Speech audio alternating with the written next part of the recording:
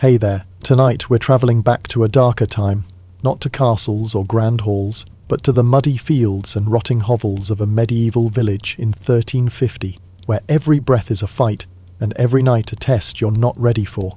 We'll stumble through one brutal night, from the moment you open your eyes at 4 p.m, freshly thrown into this grim world, to the faint hope of dawn. You'll feel the weight of filth, fear, and hunger, and face a village that chews up souls like you.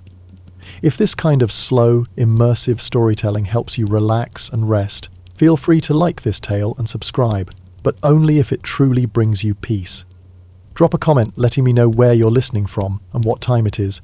It's quietly comforting to know who else is out there, falling asleep to the same harsh story. So, dim the lights, let the mud settle, and let's step into the world of a medieval nobody. And now, let's begin.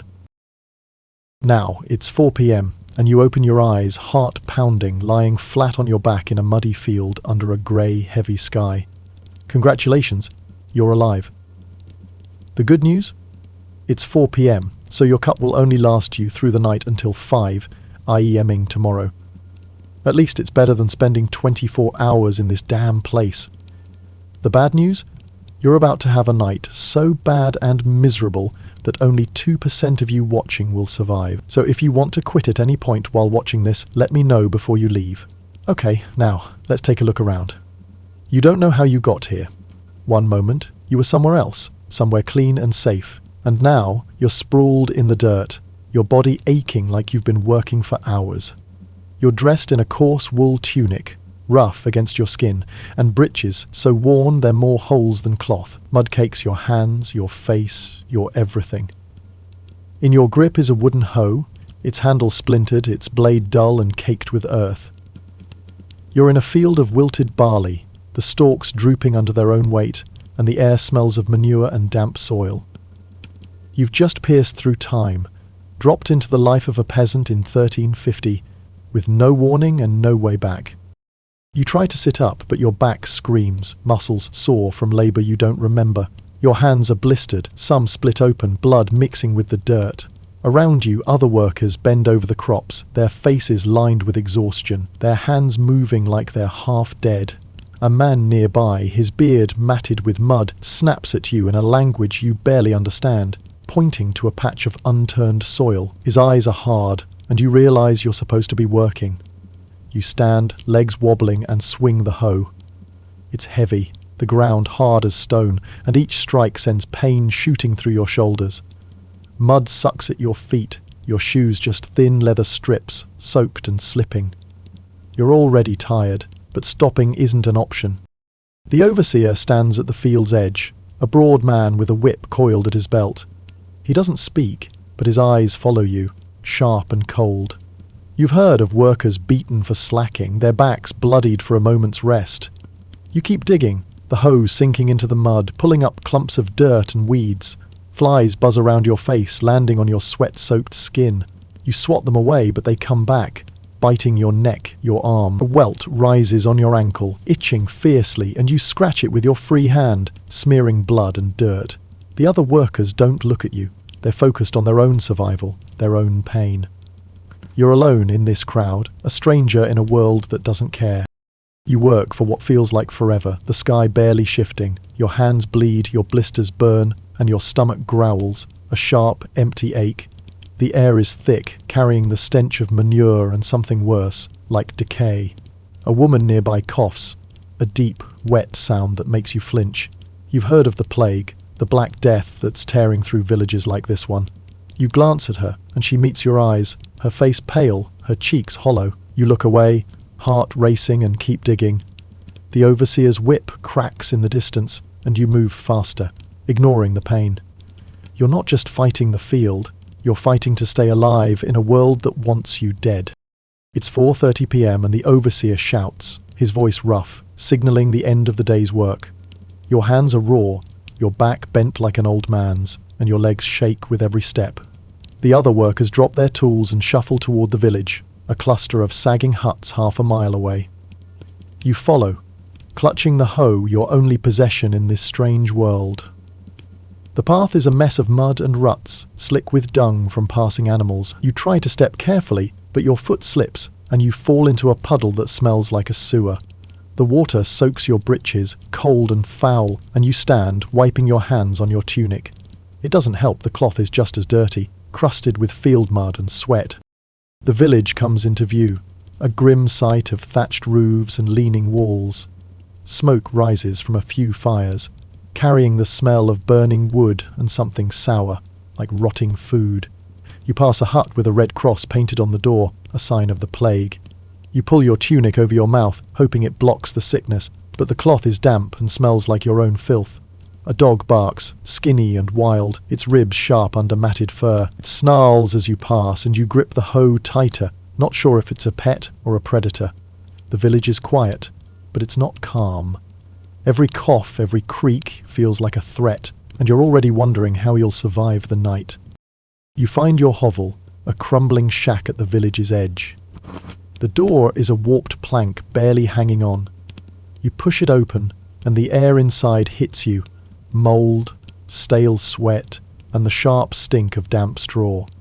The floor is packed earth, sticky with spilled ale or worse. In the corner is a mattress, just a sack stuffed with rotting straw, lumpy and damp. You drop the hoe, your hands too sore to hold it, and sink onto the mattress. The straw pokes your back, sharp and unyielding, and something small scurries inside it. A mouse, maybe, or a rat. You don't check. You're too tired, too filthy, too lost in this nightmare you've landed in. Your stomach growls, but the thought of food here is more frightening than hunger. It's 5 p.m. and you can't stand the grime any longer. Your skin is coated with mud and sweat, your hands sticky with blood from burst blisters. You need to clean yourself, but this world laughs at the idea of hygiene. In the corner, there's a wooden bucket half filled with water from the stream. It's brown, flecked with dirt and tiny bugs that wriggle on the surface. You hesitate, but the itch of your skin is unbearable. You dip your hands in, the water cold and slimy, and splash it on your face. It doesn't clean you, it just smears the dirt, leaving a gritty film. The smell is like a ditch, sharp and sour, and you gag, wiping your face with your sleeve. The cloth is filthy, and now your face feels worse, sticky and raw. You try to clean your teeth. You find a twig outside, snapping it off a bush near the hovel. You chew the end until it frays, then scrub it against your teeth. It tastes like dirt and pushes the grit deeper into your gums. You spit into the mud, your mouth no cleaner. The villagers passing by don't notice. Their faces are smudged, their hair matted, like they've never known clean. You try the water again, scrubbing your hands, but the blisters sting, and the dirt doesn't come off. You give up, your skin crawling with grime. The privy is next, a shallow hole behind the hovel, surrounded by broken sticks. The stench is a punch, human waste, rotting straw, and something animal-like. Flies swarm, landing on your arms, your neck.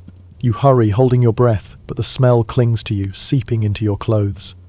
You stumble back to the hovel, wiping your hands on your breeches, but they're still dirty. Cleanliness is a lost cause, and you're already itching again, welts rising where fleas have bitten you. It's 5:30 p.m. and your stomach is a hollow ache, demanding food. You head to the village square, where a fire burns under a large iron pot. The cook, a wiry woman with cracked hands and a scowl, stirs a watery stew called pottage. It's a mix of wilted cabbage, soft onions, a few grains of barley, and something grey that might be meat. The smell is sour, like spoiled vegetables mixed with smoke. She scoops a ladleful into a wooden bowl, and you see bits of grit and gristle floating in it.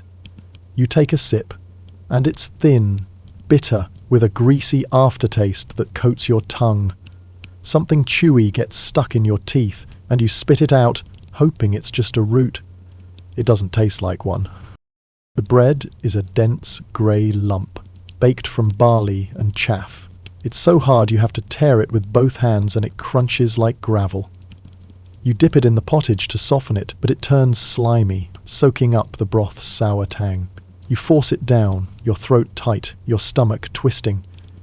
The villagers eat in silence, their faces blank, like they've forgotten what good food is. You're not used to this. Every bite is a struggle, and you wonder if the food is safe. You've heard of people dying from mouldy grain, their bodies shaking until they stop. You push the thought away and keep eating, knowing you need the strength. The ale is warm, served in a chipped clay mug. It's cloudy, tasting like dirt and sour fruit. You drink it anyway, because water here is worse. A fly lands in your bowl, its wings buzzing. You swat it away, but it comes back, landing on the bread. You give up and push the bowl aside, still hungry but too sick to eat more. The cook glares, muttering about waste. You stand, your stomach churning, and head back to the hovel. The meal was supposed to help, but it's just another weight dragging you down. You pass a Red Cross door on the way and your heart skips. The plague is here. And it's watching you. It's 6 p.m. and the village is cloaked in darkness, the sun gone behind a grey haze. The only light comes from flickering candles in windows and the dying fire in the square. You feel uneasy, like the shadows are hiding something. Bandits roam the woods, waiting for night to strike. You've heard of travellers knifed for a coin, huts burned with families inside. The village has no walls, no guards, just a few men with pitchforks who patrol the edges. They look more scared than you, and that's not comforting. You grip a rusty knife you found in the hovel, its blade dull but better than nothing. You stick to the main path, avoiding the alleys where shadows move. Every sound makes you jump. A branch snapping, a dog barking, the wind rattling the huts. You pass a group of men by a fire, their faces hard, their hands on knives. They watch you, silent, and you walk faster, your heart pounding. Are they villagers or strangers? You can't tell. The knife in your hand feels small, useless against a real threat. You keep moving, praying no one follows. The air is thick, carrying the faint stench of decay, and you pull your tunic over your mouth, hoping it keeps the plague away. The law is another threat. The Lord's men enforce rules you don't understand. Curfew isn't written down, but being out late could get you whipped or locked in a cage. You've seen the stocks in the square, where people are left for days, pelted with mud and stones. A man was hanged last week for stealing bread, his body left swinging as a warning. You've heard of witches burned for nothing, a bad crop, a strange dream. You keep your head down, hoping no one notices you. The night is a trap, and you're already caught in it. It's 6:30 p.m, and you reach the hovel, desperate for a moment's rest. The air inside is damp, heavy with mould and the sharp stink of damp straw. You light a tallow candle, its greasy smoke stinging your eyes. The straw mattress is a mess, lumpy and wet, with straw poking through the sack. You sit on it, and it shifts, releasing dust that makes you cough. A flea bites your leg, and you slap it. But another takes its place. You scratch, leaving red welts that burn. Something scratches in the walls, probably rats. You try to ignore it, but the sound is constant, like they're chewing through the wood. You look around the hovel. It's bare, except for the mattress, a broken stool, and the bucket of filthy water. There's no blanket, just your cloak, still wet from the field. You pull it over your shoulders, but it's cold and smells like mud. The roof leaks, and a drop of water lands on your hand. You move the bucket to catch it, but it's already full, spilling onto the floor. You consider drinking the ale in a cracked jug in the corner, but it smells sour, and you're not that desperate yet. The hovel feels like a cage, trapping you with its filth and its creatures. You lie down, the straw poking your back. You try to rest, but the fleas keep biting, and the rats keep scratching. Outside, you hear a scream, sharp and sudden, then silence. Is it the plague? A fight? Or something worse? You don't want to know. You close your eyes, hoping for peace, but the night's dangers keep you awake. The candle flickers, casting shadows that look like hands reaching for you. You're exhausted, but rest is a dream, and you're stuck in this nightmare. It's 7 p.m, and the village is quieter, but it's not peaceful. You hear the creak of a cart, slow and heavy. You peek through a crack in the wall and see the death cart, its wheels sinking into the mud. It's piled with bodies, some wrapped in cloth, others bare, their faces pale and twisted. The driver, a gaunt man with a cloth over his mouth, doesn't look at you. He moves like he's seen too much death, his eyes empty. You turn away, but the image stays. Limp arms, staring eyes, the smell of decay. You wonder how many died today, how many will die tonight. You step outside, needing air, but the village offers no relief. The night is cold, the mud under your shoes sticky and foul. You see a group of men in the square arguing over a sack of grain. One shoves another and a knife flashes in the torchlight. You back away, not wanting to get caught in the fight. The Lord's men are nearby, their armour clinking as they watch. They don't step in, not yet. They're waiting for blood, an excuse to punish. You've seen what they do. Whips, chains, the gallows. The law here is brutal, caring only for order, not justice. You pass a woman by her hut, her face blank, her hands trembling. She lost her family to the plague, and now she's alone, waiting for death. She doesn't look at you, and you don't speak. The village is breaking, its people turning on each other. You've heard of mobs attacking strangers, blaming them for the sickness. You're not from here, and that makes you a target. You keep your knife close, your eyes on the shadows. The night is a test, and you're failing. It's 7:30 p.m. and the air feels thicker, like it's carrying the plague itself. You pass another red-crossed door, then another. The village is marked with death, each cross a warning. You hear a cough from a nearby hut, deep and wet. You pull your tunic over your mouth, but it's no shield. The cloth is damp, smelling of sweat and mould, and it makes you gag. You check your neck, your armpits, feeling for lumps, nothing. But the fear is a knot in your chest. The plague is patient, hiding in every breath, every touch. You've seen its work, bodies swollen with black lumps, eyes empty, carted off like trash. You see a man staggering down the path, coughing hard. His face is pale and a dark lump bulges under his jaw. You step back, your heart racing. One touch could end you. The villagers avoid each other now, their eyes full of suspicion. You've heard of plague doctors in cities with their beaked masks and wax robes, but here there's no help. If you get sick, you're left to die or burned to cleanse the village. You keep moving, checking your skin again, your hands shaking.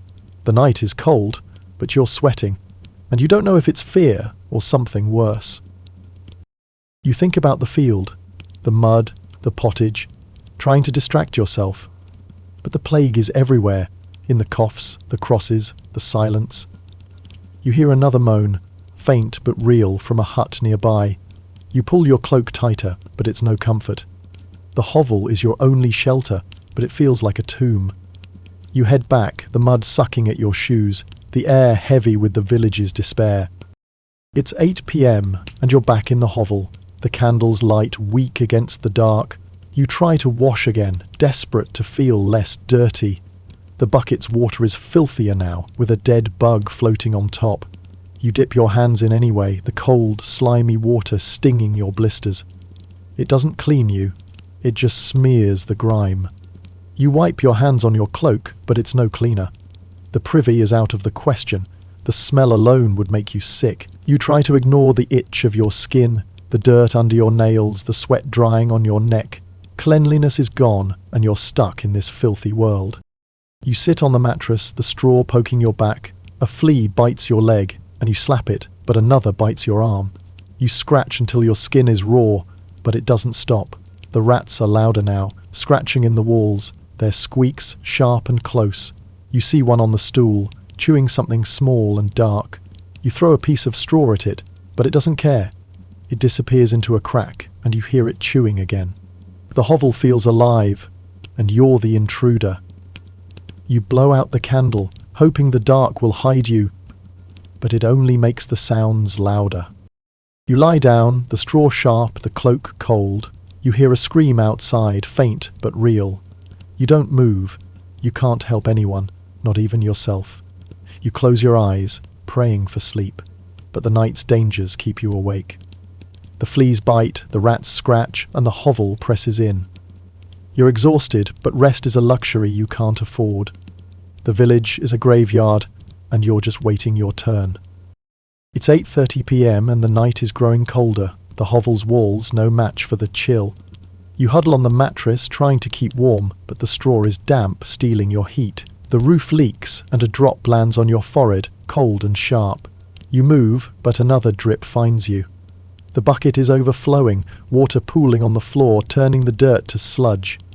You consider emptying it, but the dark outside is too dangerous. Bandits, wolves, or the Lord's men could be waiting. You hear a rat squeak, and it runs across your leg. You kick it away, heart pounding. The scratching in the walls is loud, like the rats are digging through.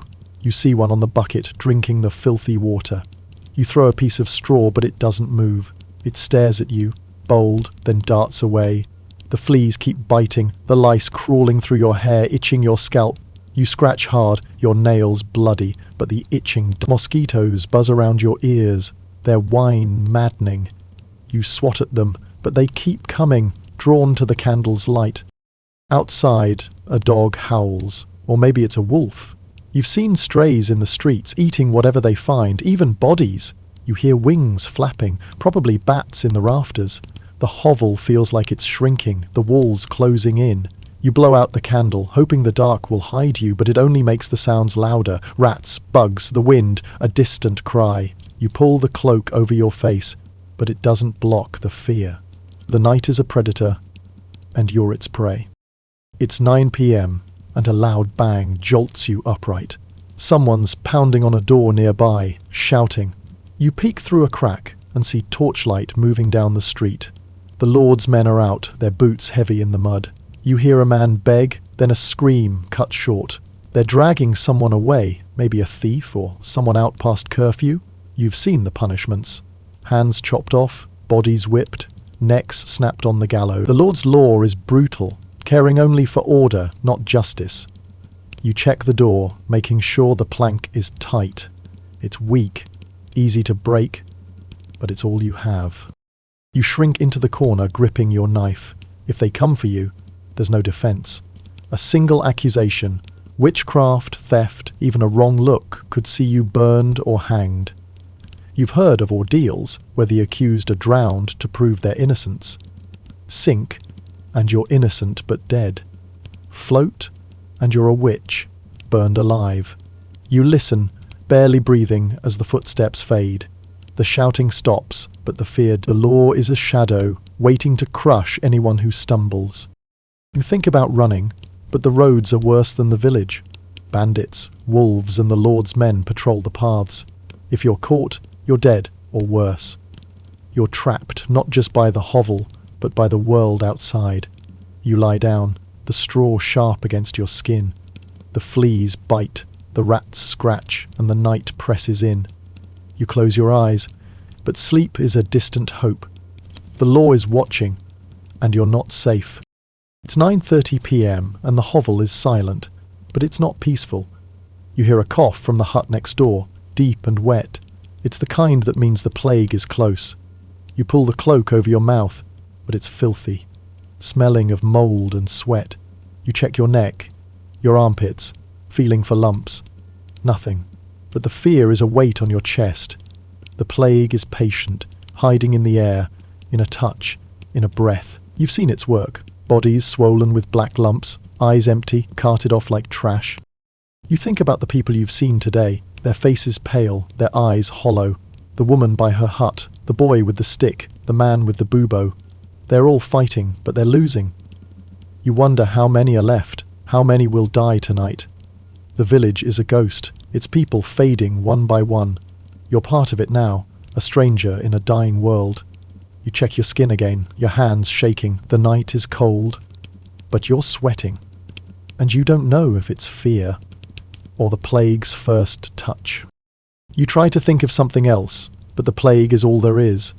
You hear another cough, then a moan, faint but real. You pull the cloak tighter, but it's no comfort. The hovel feels like a tomb, and you're buried alive. You lie back, staring at the dark, listening to the coughs, the rats, the wind. The night is a weight, crushing you slowly, and you don't know how to fight it. It's 10 p.m, and the candle is out, the hovel pitch black. You hear a loud bang outside, like a door breaking. Voices shout, angry and slurred. You peek through a crack and see torchlight flickering. A fight is raging, fists flying, knives glinting. You hear a scream, then silence. The Lord's men are coming, their boots heavy in the mud. You've seen what they do. Drag men to the stocks, whip them until they bleed, hang them for less than a loaf of bread. You check the door, making sure the plank holds. It's weak, but it's all you have. You shrink into the corner, gripping your knife. The shouting gets closer, and you hear footsteps outside. You hold your breath, praying they pass. Someone bangs on a nearby hut and a woman screams, "The Lord's men are here, and someone's paying." You listen, heart pounding as the footsteps fade. The shouting stops, but the fear doesn't. The village is a fire waiting to burn, and you're caught in its heat. You lie down, the straw digging into your skin, the fleas bite, the rats scratch, and the night presses in. You think about the village's anger, its fear, its desperation. People are hungry, sick, scared. They turn on each other, blaming strangers like you. You're an outsider, and that makes you a target. You keep your knife close, knowing it's not enough. The night is a battle, and you're not sure you can win it. It's 10:30 p.m, and the hovel is freezing, the damp cloak useless against the chill. You huddle on the mattress, trying to keep warm, but the straw is wet, stealing your heat. The roof leaks, and a drop lands on your cheek, cold and sharp. You move, but another drip finds you. The bucket is a mess, water spilling onto the floor, turning the dirt to sludge. You consider emptying it, but the dark outside is too dangerous. Bandits, wolves, or the Lord's men could be waiting. You hear a rat squeak, and it runs across your leg. You kick it away, heart pounding. The scratching in the walls is loud, like the rats are digging through. You see one on the bucket drinking the filthy water. You throw a piece of straw, but it doesn't move. It stares at you bold, then darts away. The fleas keep biting, the lice crawling through your hair, itching your scalp. You scratch hard, your nails bloody, but the itching. Mosquitoes buzz around your ears, their whine maddening. You swat at them, but they keep coming, drawn to the candle's light. Outside, a dog howls, or maybe it's a wolf. You've seen strays in the streets, eating whatever they find, even bodies. You hear wings flapping, probably bats in the rafters. The hovel feels like it's shrinking, the walls closing in. You blow out the candle, hoping the dark will hide you, but it only makes the sounds louder. Rats, bugs, the wind, a distant cry. You pull the cloak over your face, but it doesn't block the fear. The night is a predator, and you're its prey. It's 11 p.m. and the hovel is silent, but it's not safe. You hear another cough, closer now, like it's in the walls. You pull the cloak over your mouth, but it's filthy, smelling of mold and sweat. You check your neck, your armpits, feeling for lumps. Nothing but the fear is a weight on your chest. The plague is everywhere, in the air, in the coughs, in the Red Cross doors. You've seen its work. Bodies swollen with buboes, eyes empty, carted off like trash. You think about the people you've seen today. Their faces pale, their eyes hollow, the woman by her hut, the boy with the stick, the man with the bubo. They're all fighting, but they're losing. You wonder how many are left. How many will die tonight? The village is a ghost, its people fading one by one. You're part of it now, a stranger in a dying world. You check your skin again, your hands shaking. The night is cold, but you're sweating, and you don't know if it's fear or the plague's first touch. You try to think of something else, but the plague is all there is. You hear another cough, then a moan, faint but real. You pull the cloak tighter, but it's no comfort. The hovel feels like a tomb, and you're buried alive. You lie back, staring at the dark, listening to the coughs, the rats, the wind. The night is a weight, crushing you slowly, and you don't know how to fight it. It's 11:30 p.m, and the candle is out, the hovel pitch black. You hear a loud bang outside, like a door breaking. Voices shout, angry and slurred. You peek through a crack and see torchlight flickering. A fight is raging, fists flying, knives glinting. You hear a scream, then silence. The Lord's men are coming, their boots heavy in the mud. You've seen what they do, drag men to the stocks, whip them until they bleed, hang them for less than a loaf of bread. You check the door, making sure the plank holds. It's weak, but it's all you have. You shrink into the corner, gripping your knife. The shouting gets closer, and you hear footsteps outside. You hold your breath, praying they pass. Someone bangs on a nearby hut, and a woman screams. The Lord's men are here, and someone's paying. You listen, heart pounding as the footsteps fade. The shouting stops, but the fear doesn't. The village is a fire waiting to burn, and you're caught in its heat. You lie down, the straw digging into your skin. The fleas bite, the rats scratch, and the night presses in. You think about the village's anger, its fear, its desperation. People are hungry, sick, scared. They turn on each other, blaming strangers like you. You're an outsider, and that makes you a target. You keep your knife close, knowing it's not enough. The night is a battle, and you're not sure you can win it. It's midnight, and the hovel is freezing, the damp cloak useless against the chill. You huddle on the mattress, trying to keep warm, but the straw is wet, stealing your heat. The roof leaks, and a drop lands on your cheek, cold and sharp. You move, but another drip finds you. The bucket is a mess, water spilling onto the floor, turning the dirt to sludge. You consider emptying it, but the dark outside is too dangerous. Bandits, wolves, or the Lord's men could be waiting. You hear a rat squeak, and it runs across your leg. You kick it away, heart pounding. The scratching in the walls is loud, like the rats are digging through. You see one on the bucket, drinking the filthy water. You throw a piece of straw, but it doesn't move. It stares at you, bold, then darts away. The fleas keep biting, the lice crawling through your hair, itching your scalp. You scratch hard, your nails bloody, but the itching mosquitoes buzz around your ears, their whine maddening. You swat at them, but they keep coming, drawn to the candle's light. Outside, a dog howls, or maybe it's a wolf. You've seen strays in the streets, eating whatever they find, even bodies. You hear wings flapping, probably bats in the rafters. The hovel feels like it's shrinking, the walls closing in. You blow out the candle, hoping the dark will hide you, but it only makes the sounds louder.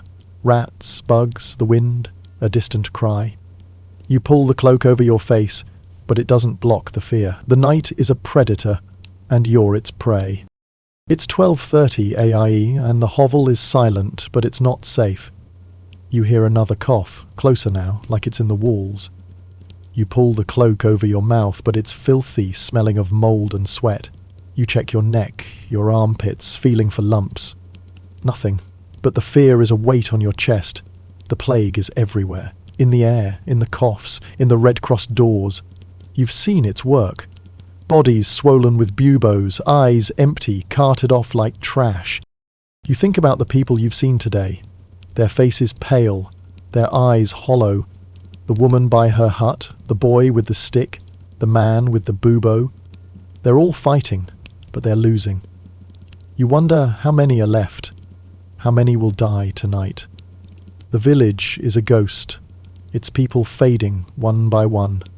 You're part of it now, a stranger in a dying world.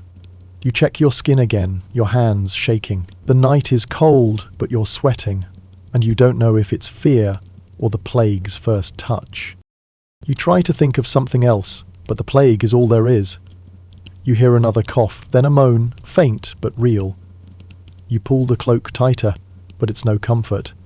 The hovel feels like a tomb, and you're buried alive. You lie back, staring at the dark, listening to the coughs, the rats, the wind. The night is a weight, crushing you slowly, and you don't know how to fight it. It's 1 a.m, and the candle is out, the hovel pitch black. You hear a loud bang outside, like a door breaking. Voices shout, angry and slurred. You peek through a crack and see torchlight flickering. A fight is raging, fists flying, knives glinting. You hear a scream, then silence. The Lord's men are coming, their boots heavy in the mud.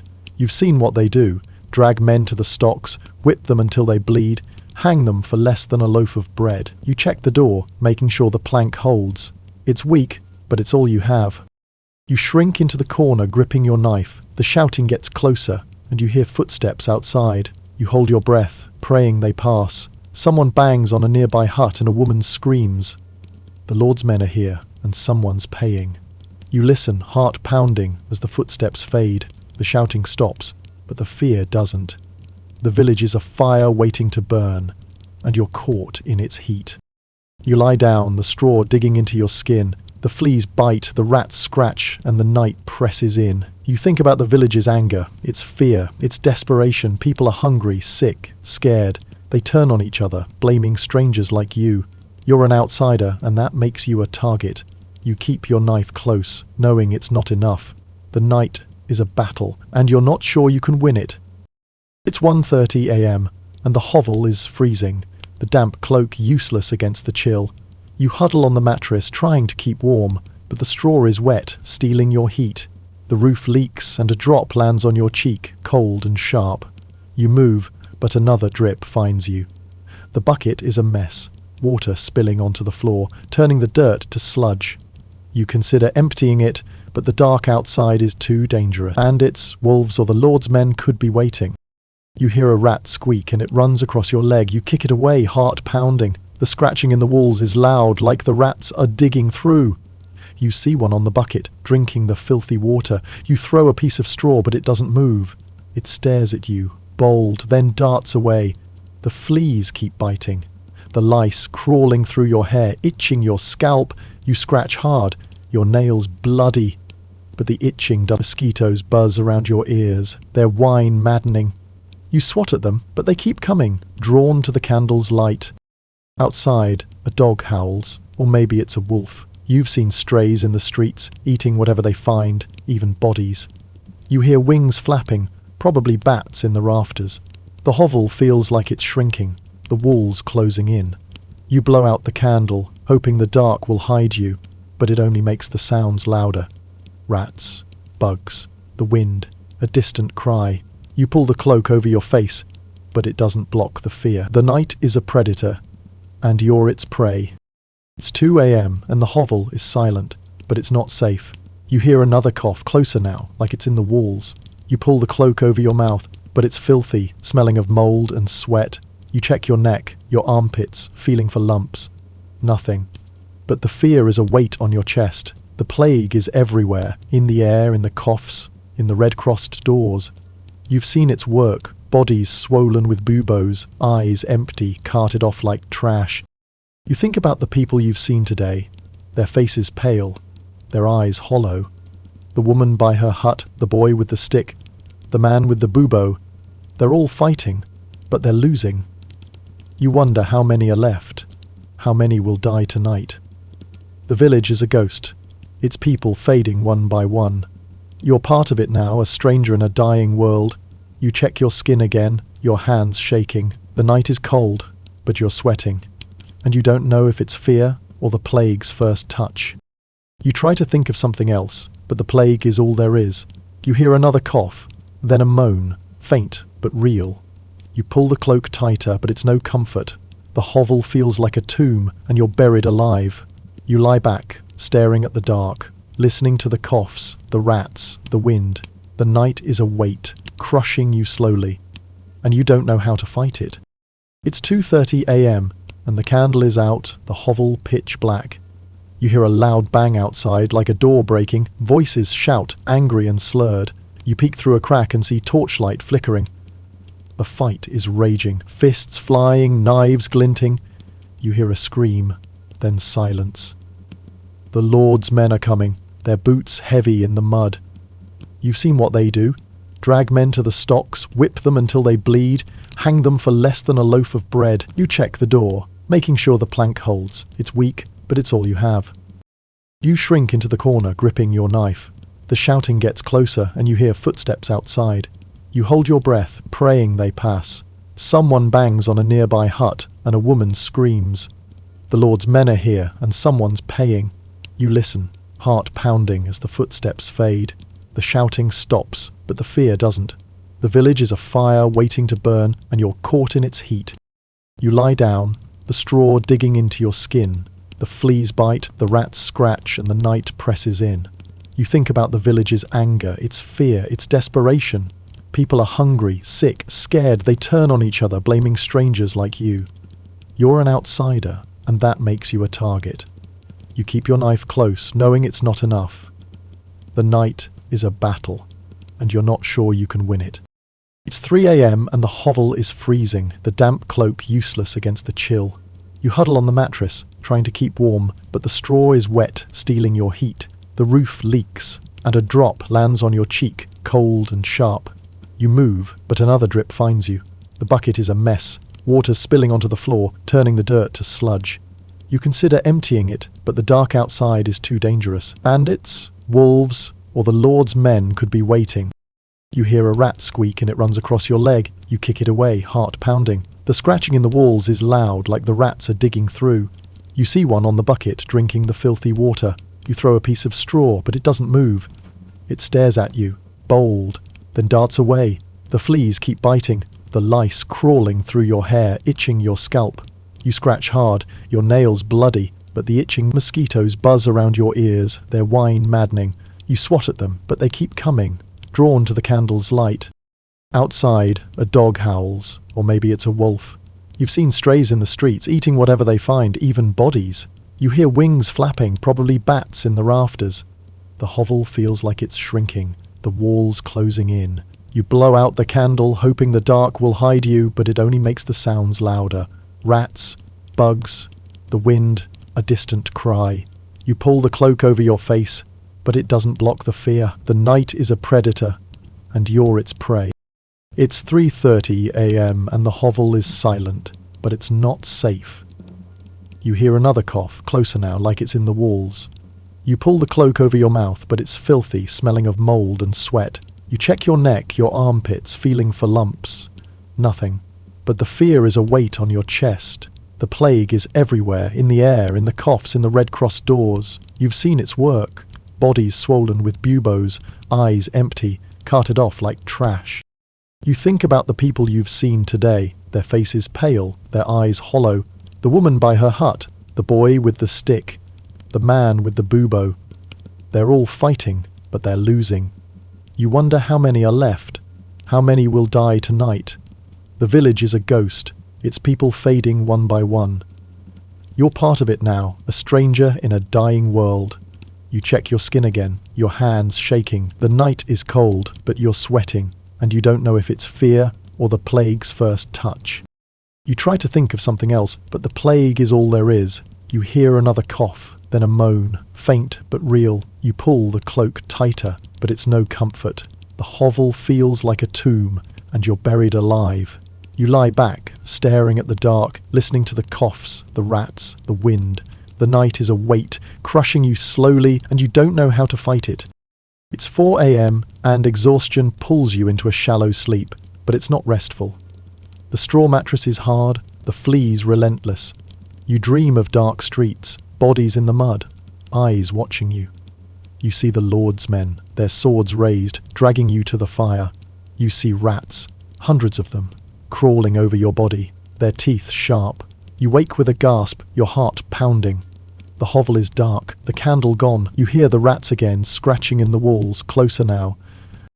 You light another candle, its light weak and flickering. The hovel looks worse in the dim glow, the walls stained, the floor sticky, the mattress sagging. You see a rat dart across the floor, disappearing into a crack. You check your cloak, your shoes, making sure nothing's crawling on them. The fleas bite again, and you scratch until your skin burns. You're so tired, but sleep feels dangerous. Every sound, every itch pulls you back to the night's dangers. You lie down again, pulling the cloak tight. The cold is deeper now, sinking into your bones. You think about the village, the people, the plague. You wonder if you'll make it to morning or if this hovel will be your grave. The thought is heavy, but you're too tired to fight it. You close your eyes, hoping for a few minutes of peace, but the night keeps pulling you back. It's 4:30 a.m. and a rooster crows, sharp and loud, pulling you from a restless doze. The first light creeps through the cracks in the walls, grey and cold. You're alive, somehow, but you don't feel it. Your body hurts, your skin is covered in bites and your throat is sore from the smoky air. You sit up, the straw crunching beneath you. A rat scurries away, its tail brushing your leg. You shudder, checking your skin for new bites. The hovel smells worse now, like the night's fears have settled into the walls. You stand, your legs shaky. The bucket is overflowing, water pooling on the floor. You kick it aside, not caring anymore. You slip on your shoes, wincing as they pinch your feet. The cloak is heavy, damp, and smells like the village itself, mud, smoke, and death. You open the door, and the cold air hits you. The village is stirring, but it's not alive. The same muddy paths, the same Red Cross doors, the same tired faces. You see the death cart in the distance, its wheels creaking as it rolls away. You step outside, the dawn light weak and pale. The village looks no better than it did last night. The plague is still here, the bandits still lurk, the law still waits to strike. You survive the night, but it doesn't feel like a victory. Your stomach twists, your body aches, and your mind is heavy with fear. You think about leaving, finding a better place, but you know there's nowhere to go. This is your world now, and it's not forgiving. It's 5 a.m., and as the sun rises, you stand in the doorway looking at the village. The night has changed you. The filth, the hunger, the fear, they've carved themselves into you. You think about the modern world with its clean water, warm beds and safety. You realize how fragile those things are, how easily they could be lost. This night has shown you what it means to survive, to fight for every breath in a world that wants to take it away. You carry the marks of this night, the flea bites, the sore throat, the memories of rats and shouts and death. But you also carry something else, a stubborn strength you didn't know you had. The villagers around you move on, their faces hard, their eyes empty. They don't celebrate survival, they just keep going. You've walked their path for one night, felt their fear, their hunger, their fight. As the church bells ring, marking another day, you promise to remember this night, to carry its lessons with you. The medieval world is gone, but its shadows remain, whispering of endurance and sacrifice. You're not a hero, not even a survivor, just a person who made it through. The dawn is here, but the day ahead is another battle. You take a deep breath, the air still thick with smoke and decay, and step into the village. The night is over, but the fight goes on. If you've clawed your way through a single night in a medieval village in 1350, you're among the 1% bravest souls of the 21st century. You've waded through ankle-deep mud, thick and cold, sucking at your boots like a living thing. You've dodged the plague's invisible claws, its presence a shadow in every cough, every glance. You've choked down hunger, your stomach a hollow pit, and stared raw terror in the face. Eyes wild with fever, hands clutching at nothing, yet here you are, still breathing, your breath ragged, your heart still hammering. That's no small feat in a world where death stalks every corner, where survival is a defiance of fate. But don't pat yourself on the back just wet. Don't let that flicker of pride take root. Tonight we're plunging you into a darker, filthier abyss, a place where courage is ground to dust. One soul-crushing night as a medieval plague doctor in this rotting, disease-soaked world. You'll stumble through a waking nightmare, each step a battle, from the moment you wake, hurled into this cursed role, to the faint, desperate hope of seeing dawn's pale light. You'll choke on the stench of death, a smell so thick it coats your throat. You'll drown in layers of grime, filth that seeps into your skin, your soul. You'll face a village that sees you as savior, stranger or demon, their eyes shifting from hope to hate in a heartbeat. If this raw, immersive tale, grim as it is, helps you unwind, helps you drift into sleep, give it a like and subscribe, but only if it truly soothes your soul, if it quiets the noise in your head. Drop a comment with where you're listening from, maybe a quiet room in Hanoi, a late-night bus in New York, and what time it is. It's strangely comforting, almost grounding, to know who else is out there, sinking into this bleak story, sharing this descent into hell.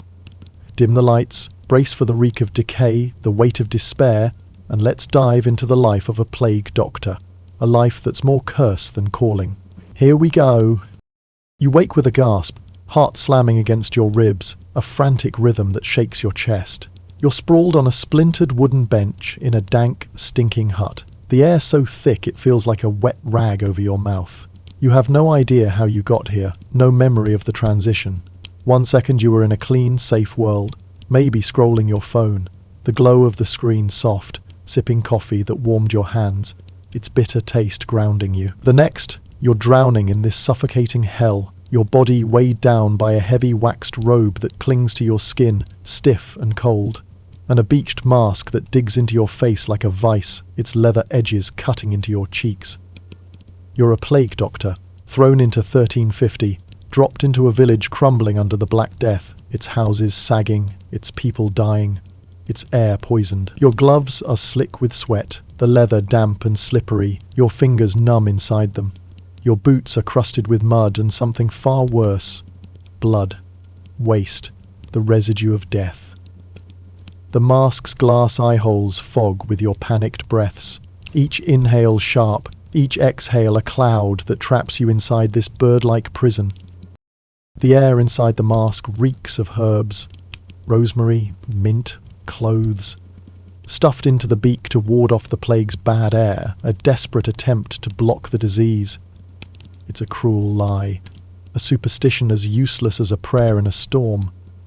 The stench of rot, death and human waste claws through the herbs, sharp and nauseating, like breathing through a grave, each breath a reminder of the bodies piling up outside. You sit up, the bench creaking under your weight, its wood groaning like it's alive, splintered edges catching your robe and tearing a thread loose. The tear is small, but it feels like a wound, a sign of how fragile your protection is.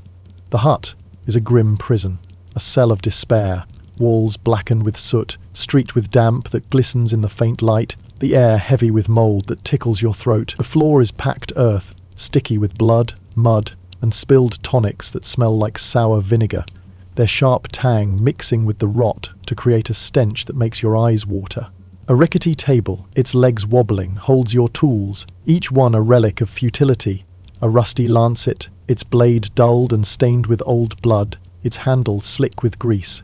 A jar of wriggling leeches, their slimy bodies twisting in murky water, their movement slow, almost mocking. A bowl of cloudy vinegar, its surface dotted with dead flies, their tiny bodies floating like grim omens. And a pile of dried herbs that crumble to dust when you brush them, their scent long gone, replaced by a faint whiff of despair, like the last breath of hope.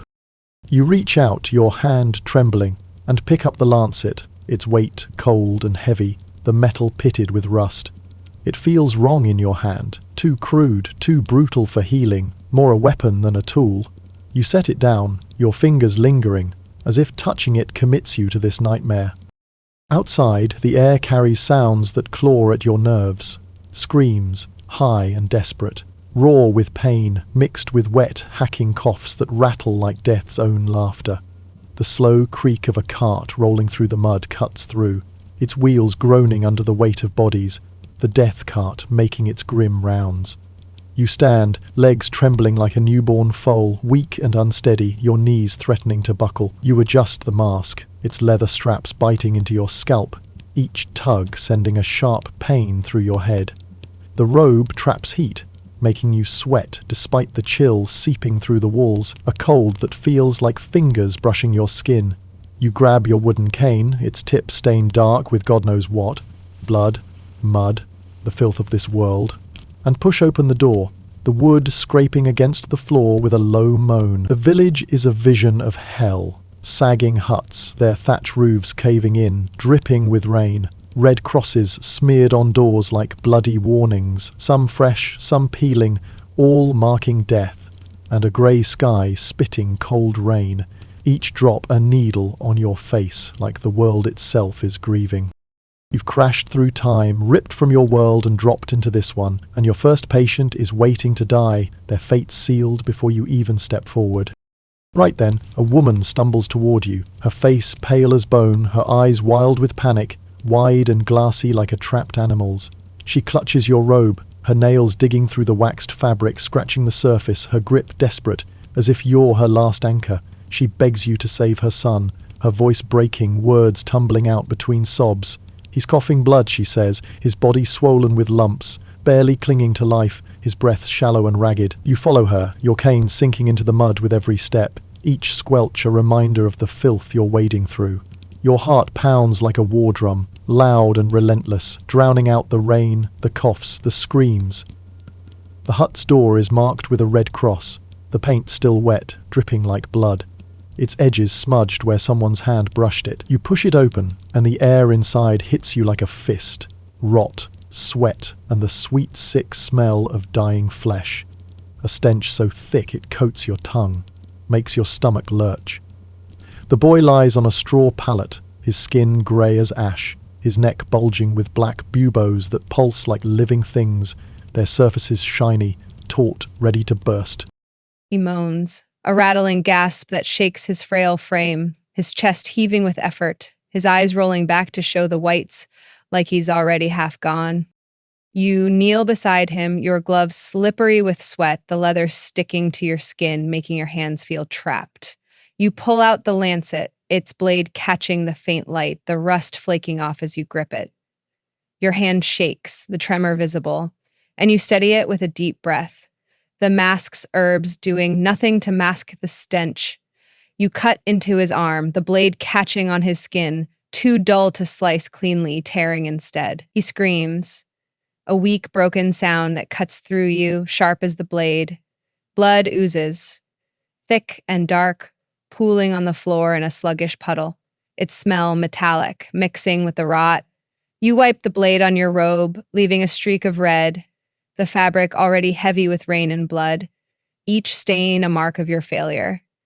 You reach for the leeches, plucking one from the jar, its body cold and slimy, writhing between your fingers. You place it on the boy's arm, watching it latch on, its mouth sucking, swelling with blood. He whimpers, too weak to fight, and you add another, then another, their bodies pulsing, a grotesque dance.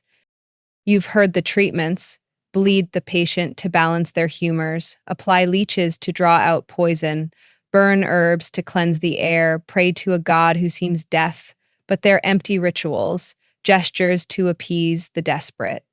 The plague laughs at your tools, your mask, your hope, its grip tightening on the boy as his breath slow, his body going still, his eyes fixed on nothing. Before you can process it, you're back outside, the mother's wails echoing behind you like a curse, each sob a weight on your shoulders. He won't see morning, and you know it, the knowledge a stone in your chest. Your robe feels heavier, soaked with rain and blood, the wax cracking, letting cold seep through. The mask's herbs are fading, their scent drowned out by the village's stench. Manure piles steaming in the cold, their sour reek sharp. Wood smoke choking the air, thick and acrid, and the ever-present rot of corpses left unburied, their sweet, sick smell a constant reminder of death. Another villager calls you to a hut, his voice hoarse, urgent, and you go, your cane tapping through the mud, each step a slog. Then another calls, and another, each hut a grim repeat of the last. Red Cross doors swing open, creaking on rusty hinges, revealing straw pallets stained with vomit and blood, their surfaces crusty, damp. Bodies lie racked by fever, their skin hot to the touch, their breaths labored. Faces twist in pain, some silent, some moaning, their sounds blending into a chorus of suffering. Go. You bleed them, your lancet slipping in your sweaty grip, their blood sluggish and foul, smelling of iron and decay. You slap leeches on their skin, watching the creatures swell, their bodies grotesque, and you splash vinegar around like it's holy water, its sour sting burning your eyes, making you blink through tears. Nothing changes, no miracle comes. Faces blur together, men with sunken eyes, women clutching rosaries, children too small for such pain, their eyes pleading for salvation, then dimming with resignation, their hope snuffed out. Some villagers watch you with desperate hope, their hands clutching rosaries, muttering prayers in a language you barely grasp, their voices a drone of fear. Others glare with hate, their whispers sharp as knives, cutting through the air. Sorcerer, they hiss, demon in a mask, their words laced with venom, their eyes tracking you like predators. A man spits at your feet as you leave a hut, the glob landing in the mud, and you flinch, your cane slipping in your grip. You keep moving, your boots slipping on slick patches, the mud sucking at them, threatening to pull you down. The weight of their stares burns your back, each glance a spark that could ignite a mob. You're no healer, not to them, not to yourself.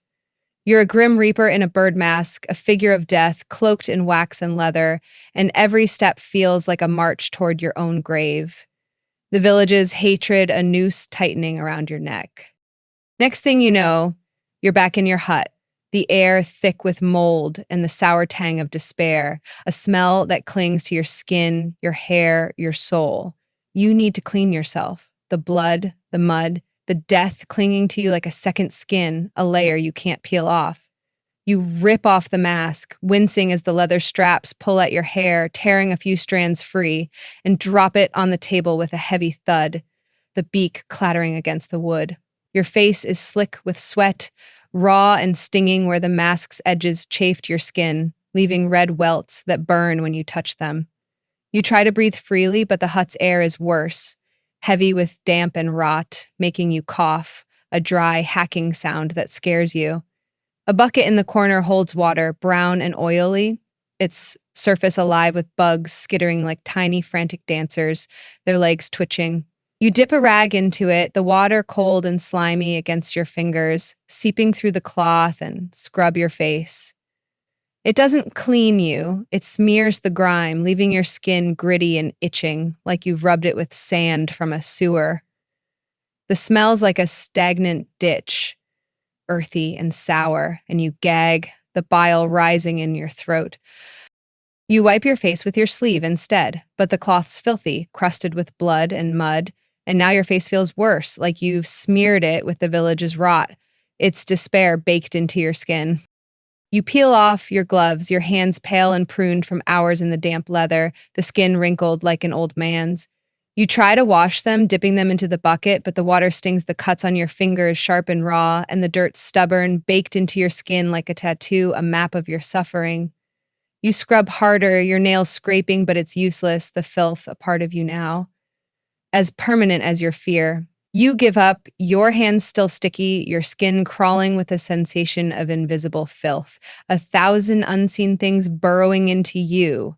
You think of your old life, showers with hot water, soap that smells of lavender, clean towels soft against your skin, and the memory is a knife twisting in your gut. That world is gone, a dream you can't claw back, and this hut, this village, this nightmare is your reality now, its weight crushing you. You snap a twig from a scraggly bush outside, its bark rough and damp to clean your teeth, chewing the end until it frays into a crude brush. You scrape at your teeth, but the twig tastes like dirt and splinters, tiny shards lodging in your gums, pushing grit deeper. Your mouth feels sore, no cleaner, just raw and throbbing, the taste of earth lingering.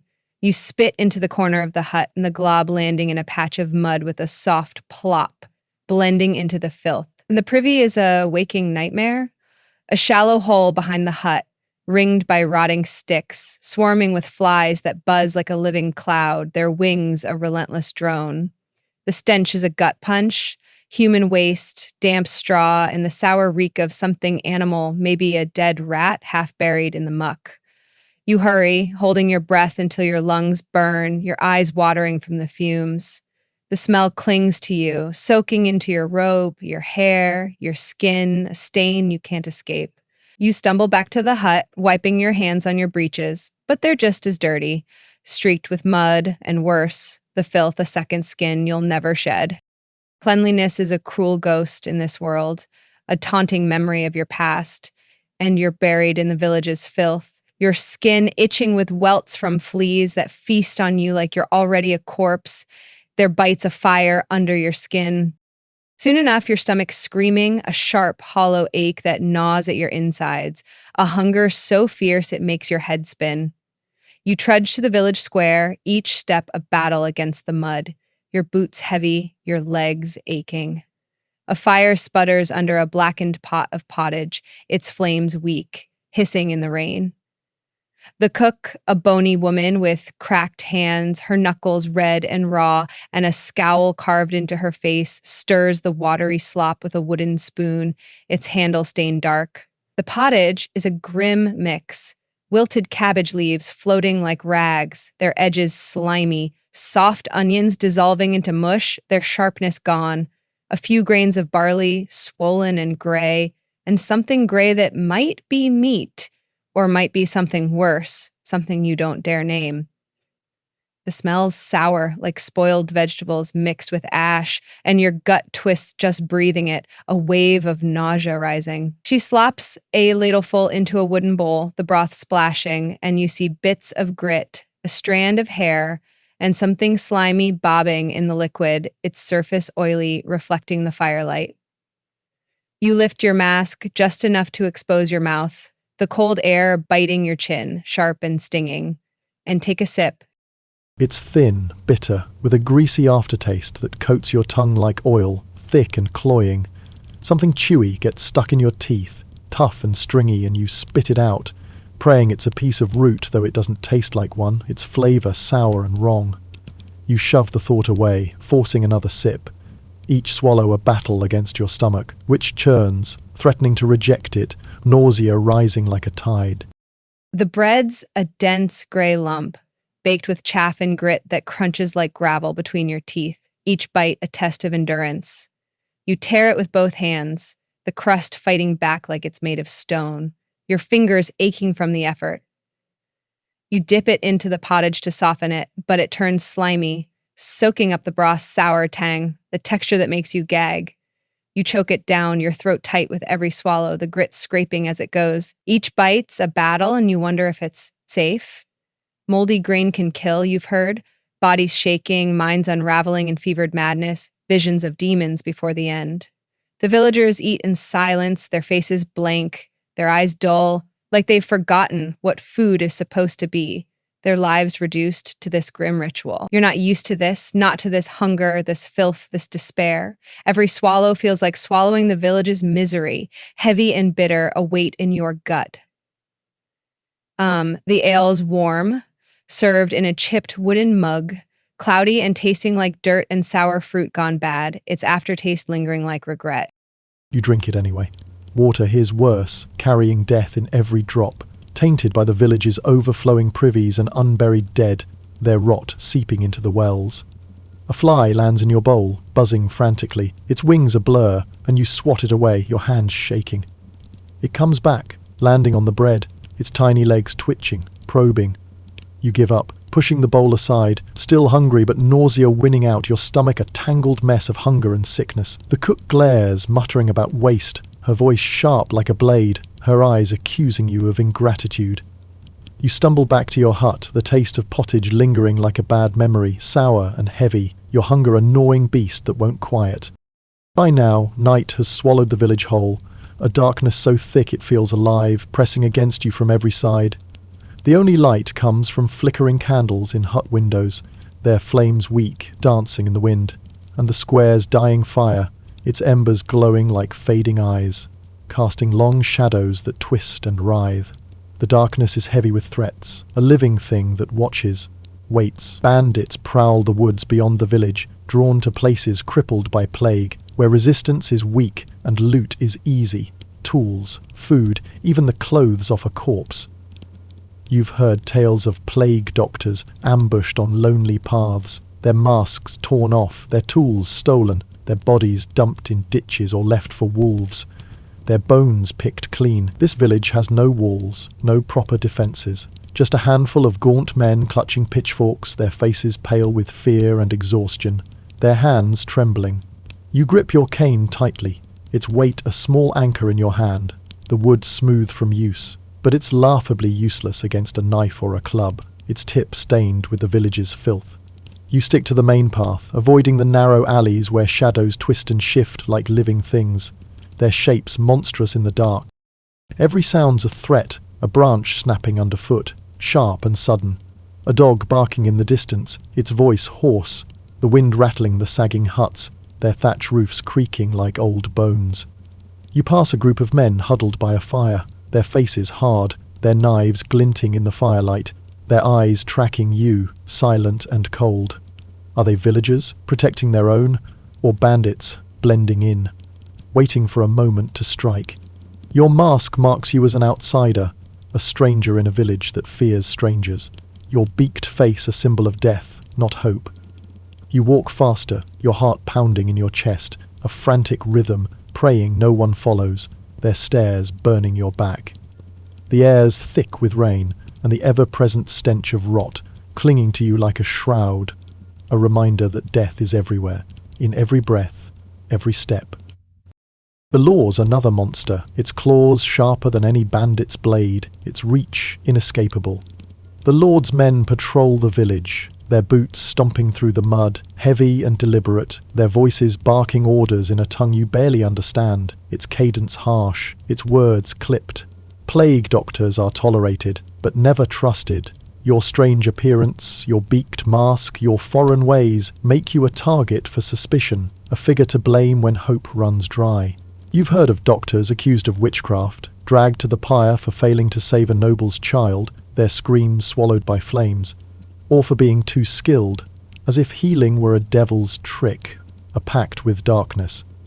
The village square holds a set of stocks, where a man slumps, his face bloody, his body pelted with mud and rotten vegetables by passers-by, their laughter cruel, their aim precise. A woman was burned last week, blamed for cursing the village with sickness, her hair catching fire first, her screams echoing in your head, a sound you can't shake, a memory that haunts your every step. You've seen executions, hangings in the square, the rope creaking, bodies twitching, whippings that flay skin to bone, blood pooling in the mud, hands chopped off for stealing a loaf of bread, the thief's cries muffled by a gag. The Lord's law is a hammer, smashing anyone who steps out of line, its justice swift and brutal. You're walking a tightrope, each patient a potential accusation, each failure a step toward the pyre.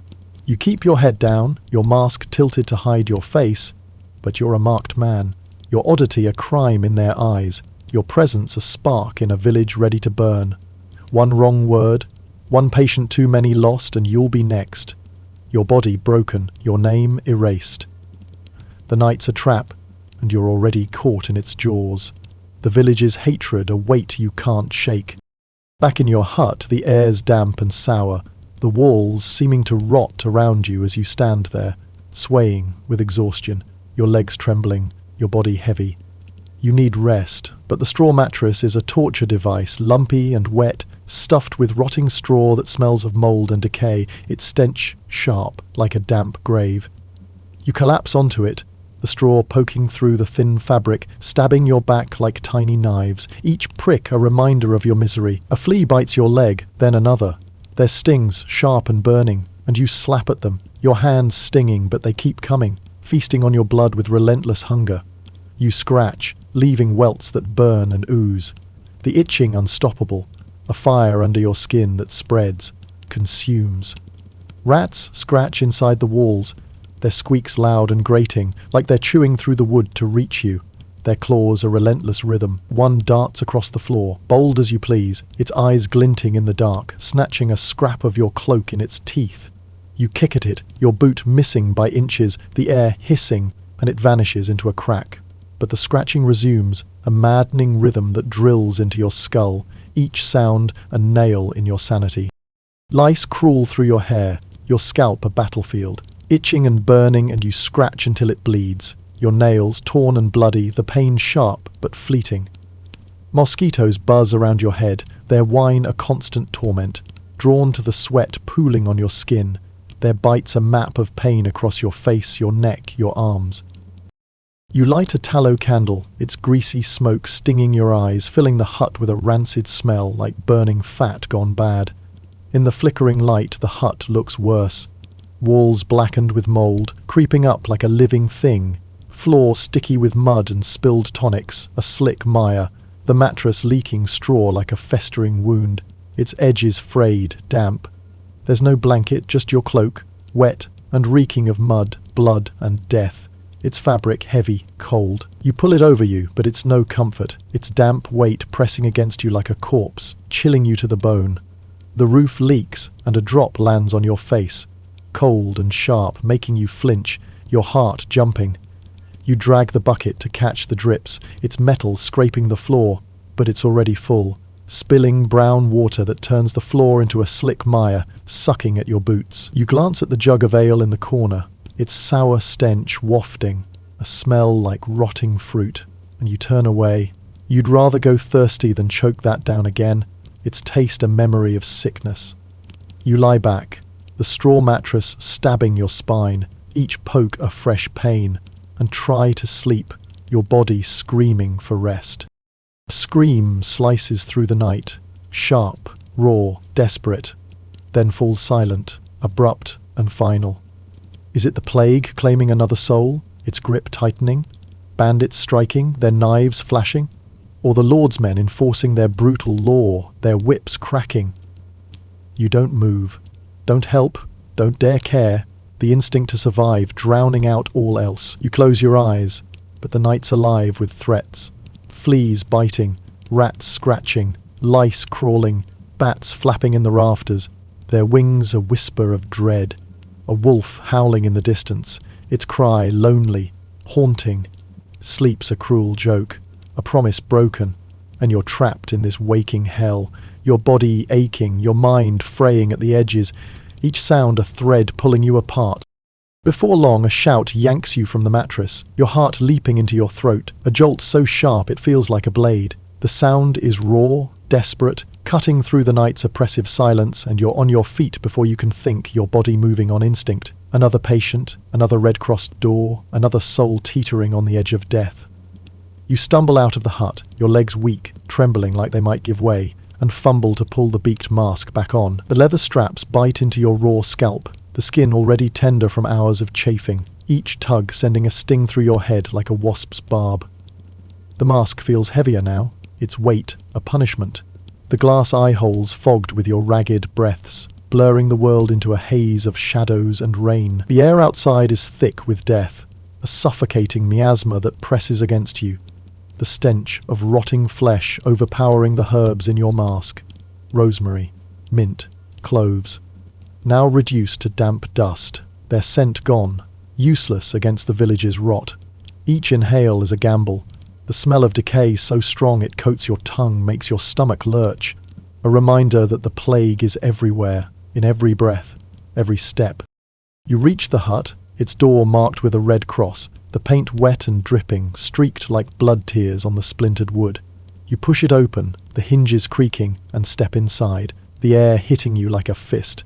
Rot, sweat, and the sweet sick smell of dying flesh, a stench so thick it feels like a physical weight.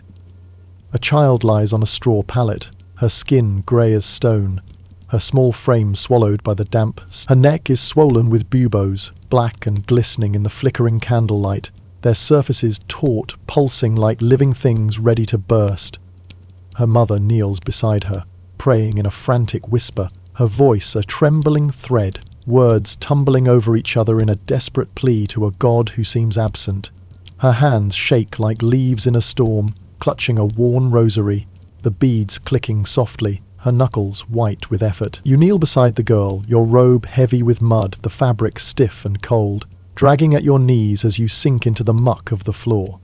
You pull out your tools, your hands trembling, the leather gloves slick with sweat, making your grip clumsy. You select a leech from the jar, its black body writhing between your fingers, cold and slimy, its movements slow, deliberate, as if it knows its task is futile. You slap it onto the girl's arm, the suction sound loud in the quiet hut, and it latches on, swelling with dark blood, a grotesque sight that makes your stomach twist.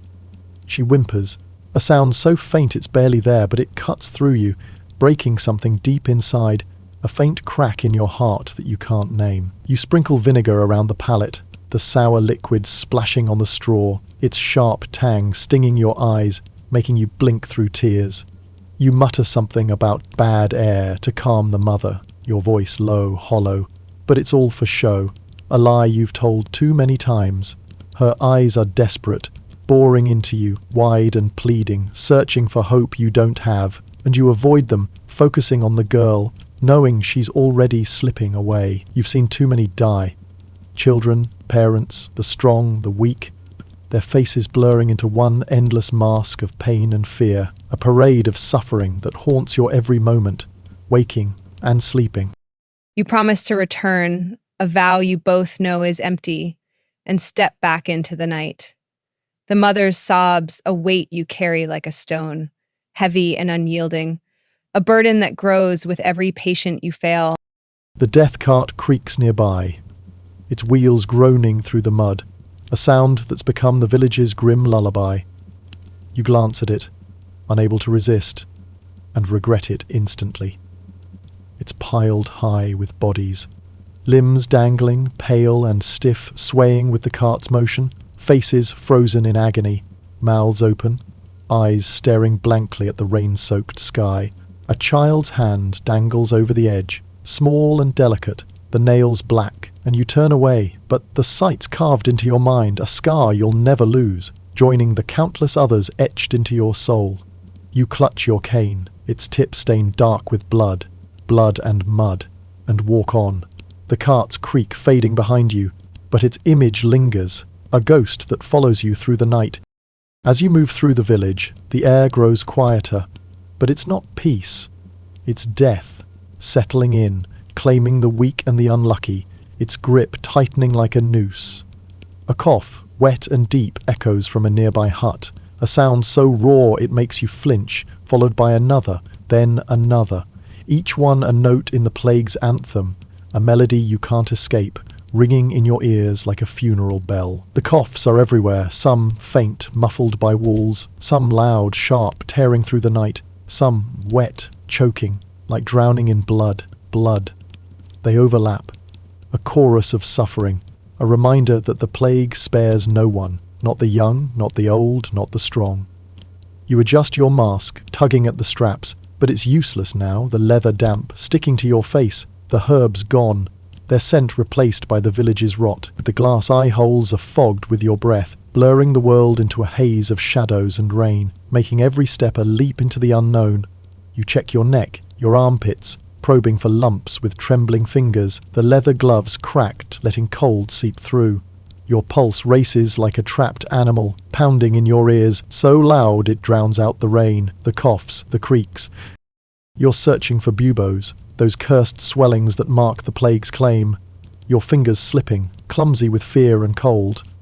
Nothing yet, no pain, no lumps, but the relief is fleeting, a flicker snuffed out by dread. Fear's a cold stone in your chest, heavy and unyielding, a weight that grows with every step, whispering that your time is coming, that the plague is patient, relentless.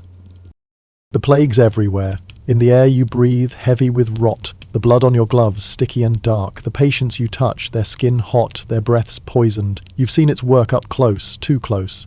Buboes bursting with black pus, the stench so foul it gags you. Bodies convulsing in fever, limbs thrashing, eyes wild, skin blackening before the heart stops. A slow, agonizing fade into nothing. You're supposed to fight it, to stand as a shield, but you're just as frail, maybe more, your hands trembling, your body aching, your mind fraying. You touch death with every patient, each one a risk, each one a step closer to your own grave.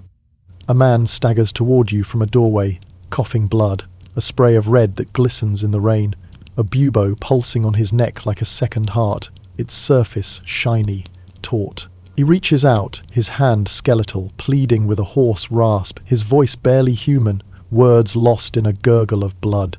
Blood. "Help me!" he croaks, his eyes wild, desperate, and you back away, raising your cane like a shield, its weight useless in your grip. One touch could end you, one drop of his blood, one breath too close, and you're not ready to die. Not yet. Not like this. He collapses in the mud, his breath a wet rattle, his body folding like a broken doll, and you turn away, guilt burning like a brand on your soul, a searing pain that joins the others, a tally of your failures.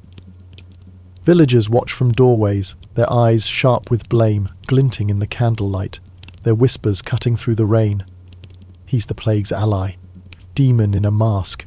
He brings death. Not healing. Your mask is a mark of betrayal, a symbol of their fear, their hate, and you feel their gazes like knives in your back, each one a spark that could ignite a mob. But then you pass another hut, its door ajar, and a woman calls out, her voice high, frantic, begging you to help her father. You hesitate, your legs heavy, but you go, the weight of duty dragging you forward. Inside, an old man lies on a pallet, his face sunken, his eyes cloudy, his chest heaving with each breath, a wet, rattling sound. His arm is swollen, a bubo the size of an egg under his skin, black and oozing. The smell so foul it cuts through your mask. You pull out the lancet, its blade rusty, pitted, and cut into the bubo, the pus spurting, thick and black, splattering your gloves, your robe. He groans, a low animal sound, and you wipe the blade, your hand shaking, the metal slick with filth. You apply a leech, its body writhing, and sprinkle vinegar, the routine mechanical, your mind numb. His daughter watches, her face pale, her hands clasped, muttering prayers, but you know he's gone, his breath slowing, his eyes dimming. You leave, her sobs following you. Another wait, another scar. Next thing you know, you're called to another hut, then another, each one a grim repeat. A young man, once strong, now frail, his legs covered in sores, his cough spraying blood. An infant, barely a month old, its tiny body swollen, its cries weak, its mother rocking it, tears streaming. A woman, her face twisted in pain, her hands clawing at her neck, buboes bursting under her fingers. You bleed them, cut them, apply leeches, splash vinegar, burn herbs that choke the air with smoke, but nothing works, no one rises. Their faces blur, a parade of pain, their eyes pleading, then empty, their breaths stopping, one by one. You mutter promises you can't keep, lies to soothe, but they ring hollow, your voice cracking. The villagers' stares grow sharper, their whispers louder, their hands gripping knives, pitchforks, their fear turning to hate, their hope to rage. The night grows colder, a biting chill that seeps through your waxed robe, making your bones ache like they're turning to ice, each movement a stab of pain. The air feels heavier, thicker, as if it's swollen with the plague itself, each breath a gamble with death, a roll of dice you're losing. You trudge through the village, your boots squelching in the mud, the sound wet, obscene, each step a battle against the mire that sucks at you, threatens to pull you down. You pass row after row of red-crossed doors, each cross a grave marker, their paint glistening wet in the relentless rain, streaked like blood tears on the splintered wood. Some are fresh, slapped on hastily, still dripping, the brushstrokes uneven, desperate. Others are faded, the wood beneath rotting from weeks of neglect, the paint peeling like skin. The crosses blur together, a silent tally of the village's dead and dying, a number you can't grasp, and you wonder how many more will be marked by dawn, how many more you'll fail. Coughs pierce the air, sharp and wet, a relentless chorus of doom that echoes from every hut, a sound that's become your world. Some are deep, rattling like stones in a chest, heavy with phlegm. Others are high, frantic, choking off into whimpers, weak and fading. They overlap, a symphony of suffering, and you flinch at each one, your own breath catching, as if the plague could leap from their lungs to yours, its claws already brushing your skin. Continue your march up street. You pause under a sagging awning, its thatch dripping, the rain drumming above, a steady beat that matches your pulse. You check your skin again, fingers trembling as they probe your neck, your armpits, your groin, searching for lumps, those cursed buboes that mark the plague's claim. Your gloves are damp, the leather cracked, letting cold seep through, and your fingers slip, clumsy with fear and chill, fumbling over your skin. Your pulse hammers, a frantic drumbeat under your skin, so loud it drowns out the rain for a moment, a rhythm of panic that consumes you. You find nothing, no swelling, no pain, but the relief is fleeting, a breath before the fear returns. The fear's a constant shadow now, dogging your every step, whispering that your time is coming, that the plague is patient, waiting. You've heard the stories.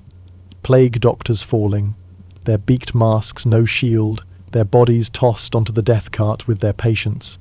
You saw one last week, a man named Elias, his mask askew, his skin black with sores, his eyes empty, dragged away like refuse, his tools stolen before his body was cold, his name already forgotten. Another, a woman called Agnes, died days before, her screams echoing as the plague took her, her hut burned to ash to stop the spread. The village is a battlefield, and you're no soldier, no hero in armour, no knight with a sword. You're its scapegoat, wrapped in a robe and mask that scream, "Blame me," to every desperate, hate-filled eye, your strange appearance, your foreign ways, your failure to stop the plague marking you as guilty, a walking curse in their eyes, a target for their rage. Right then, a flicker of light catches your gaze, and you freeze, your breath stopping, your heart a hammer in your chest. In the village square, a mob is forming, their faces twisted with rage, lit by the orange glow of torches raised high, the flames hissing in the rain, spitting sparks that die in the mud. Their voices rise, a jagged roar of fear and fury, shouting about witches, curses, and God's wrath, their words slurred with ale, their anger a living thing. "Burn the devil's servant!" one man bellows, his voice raw, hoarse, and the crowd surges, their pitchforks and knives glinting in the firelight, their movements chaotic, hungry. You're the stranger, the outsider, your beaked mask a demon's face in their fevered minds, a symbol of their suffering, their loss. They're hungry for someone to burn, someone to blame for the children dying. Their tiny bodies cold, the crops failing, their fields barren, the air itself turning poison, choking their lungs. You've heard of mobs like this, tearing doctors apart, their screams drowned by cheers, their bodies broken, their ashes scattered in the wind, their names erased. Your heart pounds so loud you're sure they'll hear it, a traitor's beat giving you away, a sound that betrays your fear. You slip into an alley, your boots silent in the slick mud, but each step feels like a thunderclap echoing in your ears. The alley's narrow, walls closing in, the stench of rotting straw and waste choking you, thick and sour, making you gag. A rat scurries past, its eyes glinting in the dark, its body brushing your leg, and you stifle a gasp, pressing against the wall, the wood rough, splintered. Shadows dance at the alley's mouth, torches bobbing, their light flickering, and you pray the mob doesn't turn your way, doesn't see you, doesn't smell your fear. One wrong step, one glance from the wrong pair of eyes, and you'll be next, dragged to the square, your mask torn off, your body fed to their fire, your screams lost in their roars. Before long you reach your hut, your legs trembling, weak as reeds, your breath ragged inside the mask, each inhale a struggle, each exhale a fog. You shove the door open, the wood scraping against the muddy floor, a low groan that echoes your despair, and slam it shut, leaning against it as if your weight could keep the world out, keep the mob, the plague, the death at bay. The candle on the table is fading, its flame a weak flicker that casts long, twisting shadows across the walls, making them seem alive, writhing. The air's thick with mould, the stench of rot so heavy it clings to your tongue, a taste you can't spit out, a weight you can't shed. You rip off your mask, the straps pulling at your hair, tearing strands free, and drop it with a thud, the beak clattering against the table, a hollow sound that rings in the quiet. Your face is raw where the leather chafed, the welts burning, stinging with every breath of damp air. You need to clean your tools. The lancet, crusted with dry blood, its blade a map of your failures. The leeches, fat and sluggish in their jar. Their bodies swollen, grotesque, but the bucket's water is filthier than before, brown and oily, with a dead beetle floating on top, its legs curled in death, a grim passenger in the muck. You dip the lancet anyway, the cold water stinging the cuts on your hands, sharp and raw, but the blood stubborn, baked into the metal like rust, a stain you can't erase. You scrub harder, your knuckles whitening, your fingers aching, but it's pointless. The grime's part of you now, as much as your own skin. A second layer you'll never shed, a mark of this nightmare. The leeches writhe as you rinse their jar, their bodies slick and cold, one clinging to your glove, its mouth probing, searching for blood. You fling it back, shuddering, a chill running through you, and wipe your hands on your robe, but they're still sticky, the filth ingrained, a tattoo of your despair, your failure, your doom. You glance at the privy outside, its faint outline barely visible through the cracked door, but the thought stops you cold, a shiver of dread locking your muscles. The stench would choke you, a miasma of human waste thick and sour, mixed with damp straw and the rotting flesh of some animal carcass nearby, its decay seeping into the air like poison. The flies are a black cloud, buzzing like a living curse, their drone relentless, ready to swarm your face, crawl into your mouth, your eyes, their tiny legs probing, defiling.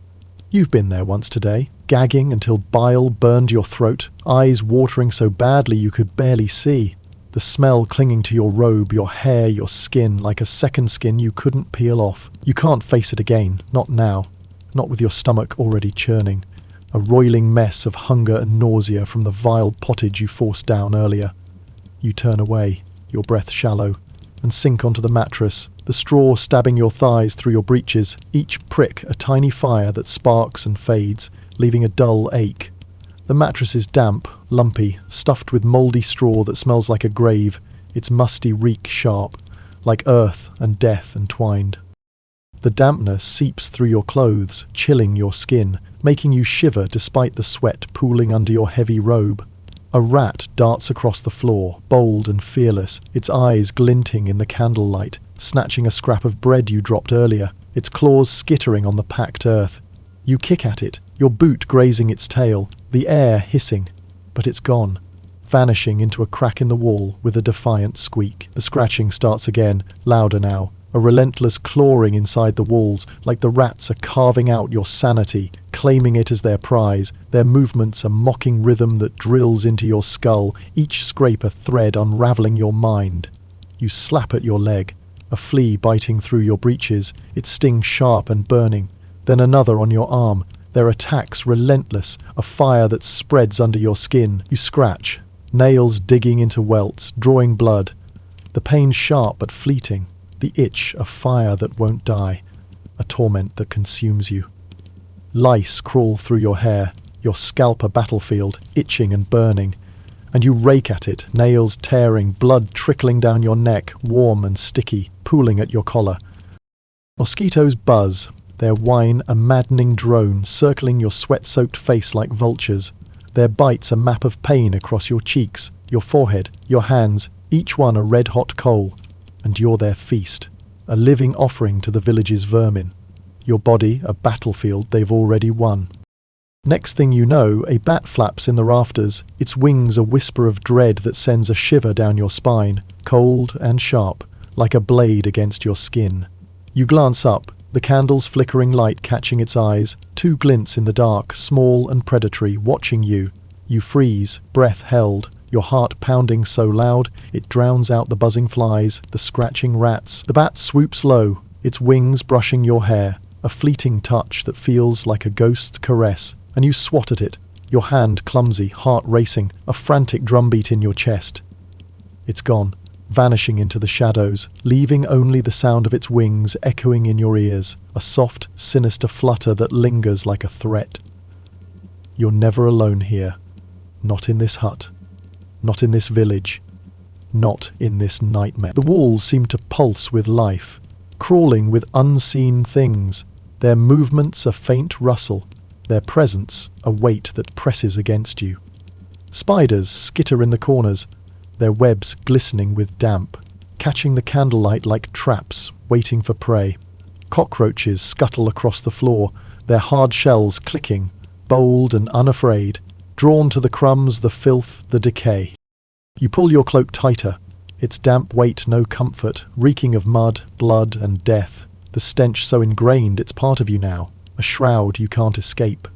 The fabric is cold, heavy, sticking to your skin, offering no warmth, only a reminder of the village's rot.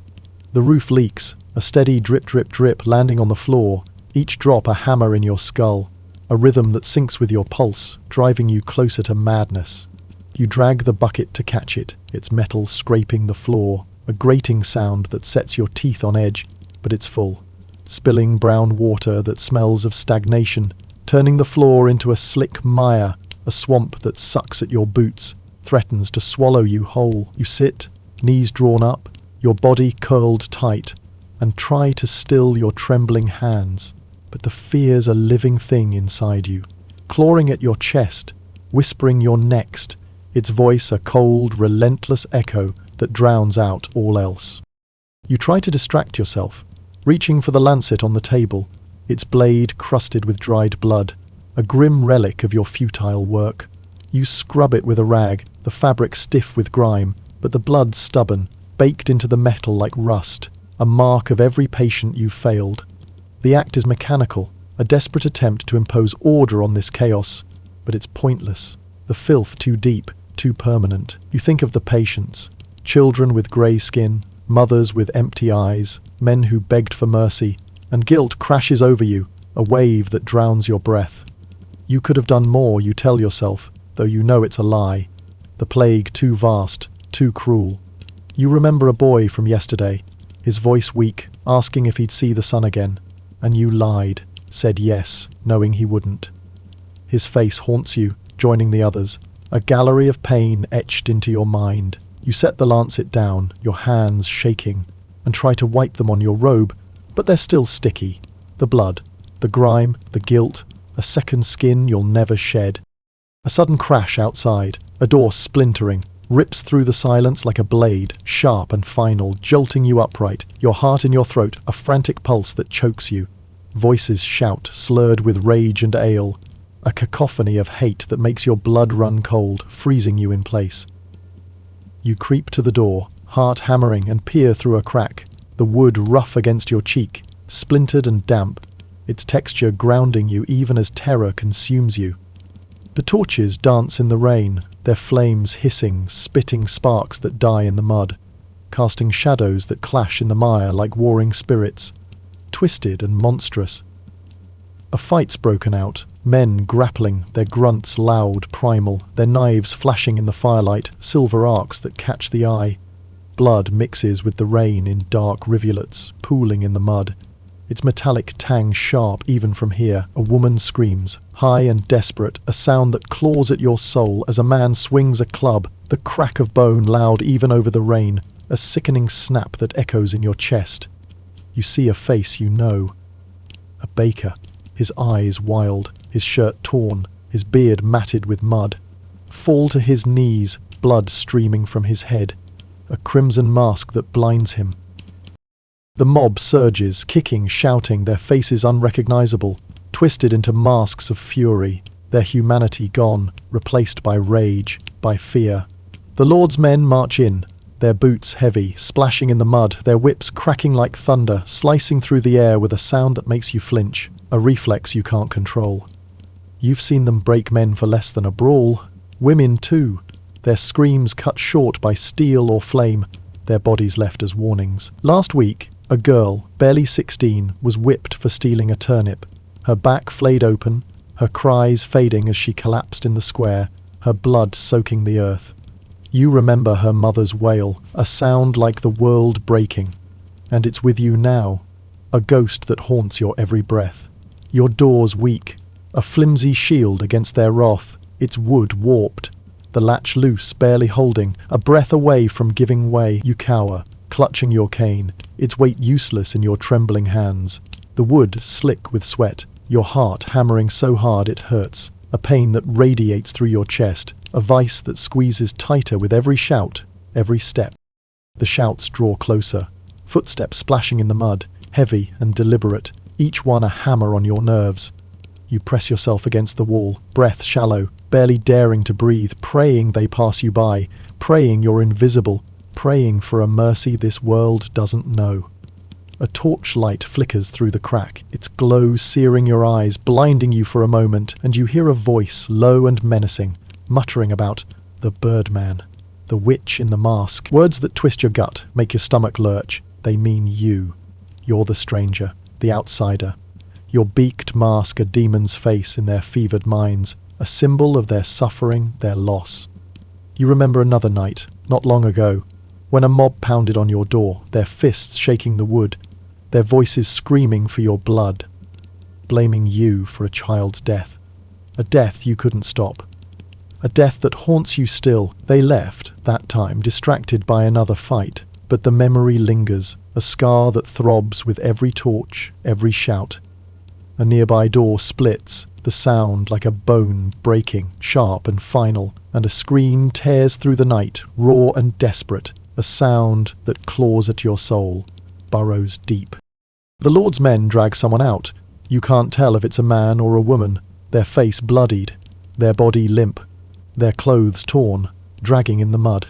They're shouting, pleading, their voice hoarse, breaking, but the whip cracks, a sound like lightning, silencing them, and you hear the thud of a body hitting the mud. A dull, wet impact that echoes in your chest. Listen, ears ringing, your breath a shallow gasp as their boots fade into the distance, the shouts growing faint, swallowed by the rain's relentless drum. Fear stays, a vice around your chest, squeezing until you can't breathe, your lungs burning, your mind racing, the village ablaze with rage and sickness, and you're caught in its flames, a stranger in a world that wants you dead. Your mask a target, your existence a crime, your every breath a defiance they won't forgive. You collapse back onto the mattress, the straw biting into your skin like needles, sharp and relentless, each prick a reminder of your vulnerability. Fleas feast, their bites a fire that spreads, a torment you can't escape, their stings joining the welts, the cuts, the burns that map your body, a tapestry of pain. Rats scratch, their claws scraping like knives, their squeaks a chorus that mocks your fear, their presence a constant threat, a reminder that this hut is theirs, not yours.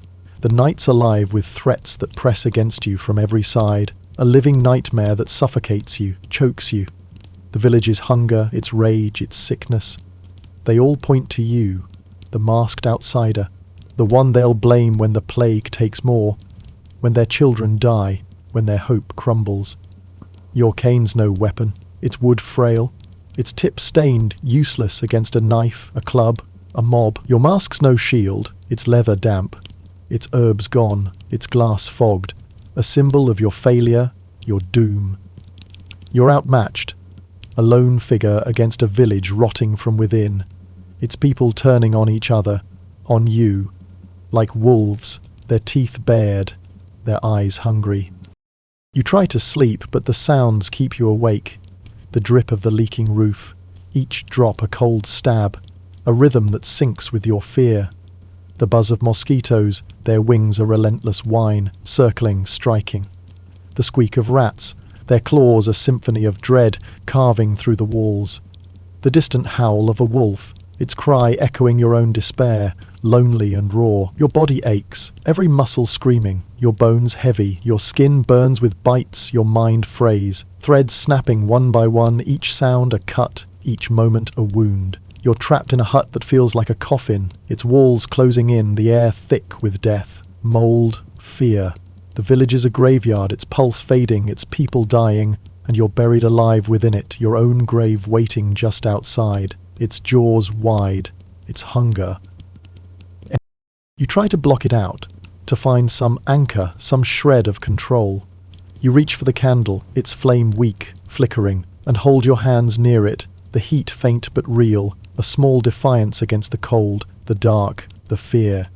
The wax drips, hot and sharp, landing on your glove, a brief sting that grounds you, reminds you you're still here, still breathing. You think of your old life, clean sheets, warm light, the hum of a world that made sense, and the memory is a knife twisting in your gut, a loss so sharp it steals your breath.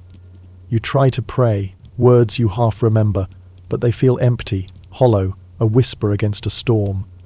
You think of running, of fleeing this village, this nightmare, but where would you go? The woods are full of bandits, the roads littered with bodies, the plague in every breath, every touch. You're trapped, a prisoner of this hut, this village, this time. Your fate tied to theirs, your life a thread fraying, ready to snap. The scratching grows louder, the dripping faster, the buzzing closer, and you curl tighter. Your cloak a frail shield, your cane a useless crutch, your mask a lie. The night presses in, heavy and cruel, and you're alone, surrounded by vermin, by rage, by death, your heart a drumbeat counting down to silence, your breath a fragile defiance against a world that wants you gone. Is anyone else watching this far? If so, then my goodness, your patience is top-notch.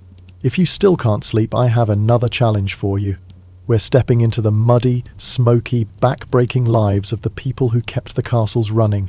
The ones who never got a ballad or a statue. We're talking about the kitchen maid, scrubbing pots until her fingers bleed. The spit boy, turning meat over a fire until he's half-cooked himself. And the castle guard, who's just trying to stay awake without losing his head. These are the invisible hands that held up the Middle Ages, and, trust me, their lives were anything but romantic. This is a story about grit, about surviving in a world where the odds were stacked against you from the moment you opened your eyes. It's about the quiet strength of people who didn't make history books, but made history possible. So, before we dive in, hit that like button if you're ready for a journey into the past. Subscribe to join our little history campfire and drop a comment telling me where you're tuning in from and what time it is. I love seeing how far these stories travel. Now, grab a blanket, let the crackle of an imaginary fireplace fill your ears, dim the lights, and let's slip into the year 1275. Ready? Here we go. You've just woken up in the year 1275 in a damp, smoky corner of a castle kitchen in northern England. The good news? You're alive, and the fire's still smouldering from last night. The bad news? So are the rats, and they've been nibbling at the crust of bread you hid under your straw pallet. You're a kitchen maid, the lowest rung in the castle's pecking order, lower than the spit boy, lower than the dogs that get tossed bones from the lord's table. Your name? Doesn't matter. To the head cook, your girl. To the steward, you there. To the rats, you're just competition. The air is thick with the smell of old grease, charred wood, and something sour you hope isn't the stew you'll be eating later. The stone floor is cold as death under your bare feet, and your thin linen shift, your only piece of clothing, clings to your skin, stiff with sweat and ash. You stretch, and your back screams from yesterday's hours spent hunched over a cauldron.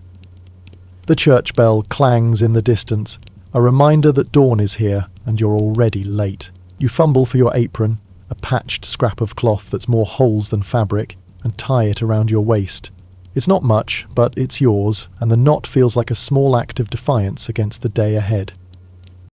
Your day starts before the sun does, and it won't end until the castle's fed. The kitchen is a cavern of chaos, a massive hearth spitting sparks, iron pots the size of barrels, and a head cook who barks orders like a warlord. Your first task is fetching water.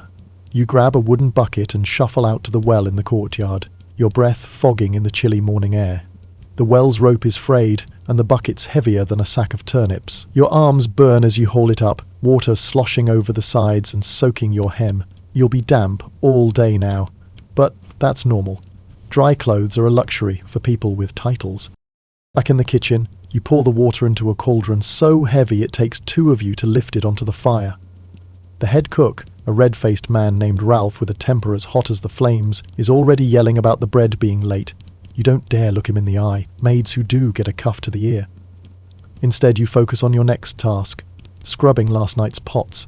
The grease is caked on like mortar, and there's no soap, just a handful of gritty ash and a rag that's seen better days. Your knuckles scrape against the rough iron, and the cold water turns your fingers numb. You scrub until your hands are raw, but you don't stop. A clean pot means one less reason for Ralph to scream. By mid-morning, the kitchen is a furnace. The fire roars, and sweat trickles down your spine as you chop onions and leeks for the day's pottage. The knife is dull, and your fingers ache from gripping it. The vegetables are wilted, some half rotten, but you toss them in anyway. Nobody's checking for quality control. You stir the pottage, a greyish sludge of barley, beans, and whatever herbs you could scrounge from the garden. It's been simmering for days, and you try not to think about what's floating at the bottom. The Lord's table will get roasted venison and white bread, but you and the other servants will choke down this slop with a side of stale rye, so hard it could crack a tooth. As noon approaches, you're sent to knead dough for tomorrow's bread. The flour is coarse, flecked with bits of husk and the occasional weevil. You don't bother picking them out. Extra protein, right? Your arms tremble as you pound the dough, and the heat from the fire makes your head swim. You steal a glance at the spit boy, a scrawny lad named Tom who's turning a haunch of mutton over the flames. His face is red, his tunic singed, and he's muttering curses under his breath.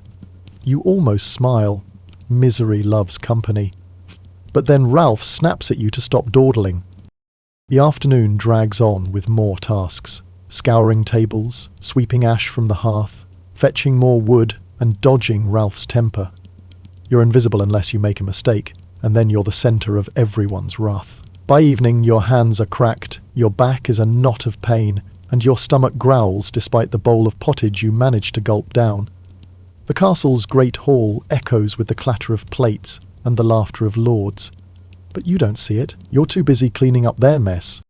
In the rare moments when Ralph isn't barking orders, your mind wanders, You think of your mother, who used to sing to you before she died of fever 3 winters ago. You still have her old wooden comb tucked into your apron pocket, its teeth worn smooth from years of use. It's your only keepsake, and you touch it when no one's looking. Like a charm against the grind of this life, you dream of a day when you might have a cottage of your own, maybe even a husband who doesn't hit you. But those thoughts feel dangerous. Hope is a thief. It steals your focus and leaves you open to mistakes. You're not alone in the kitchen, though. There's Agnes, the older maid who's been here so long her hands are permanently curled from scrubbing. She's gruff but kind, slipping you an extra crust when Ralph's not looking. You share whispers with her about the castle's gossip. The steward's been seen sneaking into the chapel with the baker's daughter, and someone swears the lord's new wife is hiding a lover in the village. These stories are your currency, traded in hushed tones over the clatter of pots. They're a reminder that even the highborn have their scandals, and it makes you feel a little less small. But there's tension too. Tom, the spit boy, snaps at you when you accidentally bump his arm, and you know it's because he's exhausted, not because he hates you. Still, it stings. And then there's the steward, a wiry man with cold eyes who patrols the kitchen like a hawk. You keep your head down when he's around. He's been known to drag maids to the cellars for discipline, and no one dare speak of it. You've learned to move quietly, to blend into the smoke and shadows, because attention is a curse. The kitchen is a battlefield, and you're no knight. The heat is relentless, turning your skin red and your throat dry. In winter, the cold seeps through the stone walls, and you huddle near the fire, praying your fingers don't freeze. Mistakes are costly. A spilled pot or a burned loaf could mean a beating or a night without food. Once, you dropped a tray of the Lord's favourite tarts, and Ralph made you scrub the floor with your own apron while the other servants watched in silence. You didn't cry, though. You've learned tears only make things worse. But you survive. You find ways to push through. You and Agnes have a secret signal, a quick tap on the wrist, to warn each other when Ralph's in a foul mood. You hide a small apple in your pocket from the orchard, a rare treat you savour in the dark when everyone's asleep. And when the work feels endless, you hum your mother's old tune under your breath, letting it carry you through the ache in your bones. The castle runs because of you, because of the pots you scrub, the fires you tend, the pottage you stir. You're invisible, but you're essential, and deep down, you know it. As the day ends, you collapse onto your straw pallet by the hearth, the embers glowing faintly. Your body aches, and your hands sting from a fresh cut you got slicing turnips. The kitchen is quiet now, save for the occasional squeak of a rat or the creak of the castle settling. You pull your mother's comb from your pocket and trace its smooth edges, letting your mind drift to a world where you're not just girl. You're too tired to dream for long, though.